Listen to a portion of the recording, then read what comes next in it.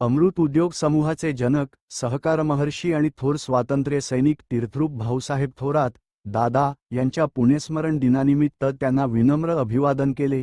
याप्रसंगी सहकारी साखर कारखान्याच्या प्रशासकीय भवनात ज्येष्ठ संपादक व लेखक माननीय मल्हार अरणकल्ले यांच्या व्याख्यानाचे आयोजन करण्यात आले होते। यावेळी बोलताना त्यांनी सांगितले, अवघ्या 19व्या वर्षी सहकार चळवळीची मुहूर्तमेढ रोवणाऱ्या सहकार महर्षी भाऊसाहेब थोरात यांचे कार्य आजही केवळ महाराष्ट्रातच नव्हे तर संपूर्ण देशासाठी दिशादर्शक ठरत आहे। सहकाराच्या माध्यमातून संगमनेर तालुक्याची निर्माण झालेली ओळख ही त्यांच्या दूरदृष्टीची साक्ष आहे। जनतेच्या चेहऱ्यावर उमटणारा आनंद हाच खरा ठेवा, या भावनेतून त्यांनी आयुष्यभर कार्य केले।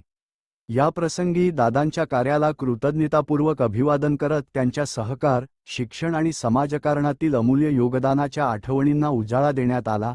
यावेळी सहकारी साखर कारखान्याचे चेअरमन पांडुरंग घुले, राजहंस सहकारी दूध संघाचे चेअरमन रणजितसिंह देशमुख तसेच अमृत उद्योग समूहाचे अधिकारी, पदाधिकारी आणि कर्मचारी मोठ्या संख्येने उपस्थित होते। डेज न्यूज मराठी सौजन्य यशोधन संगमनेर।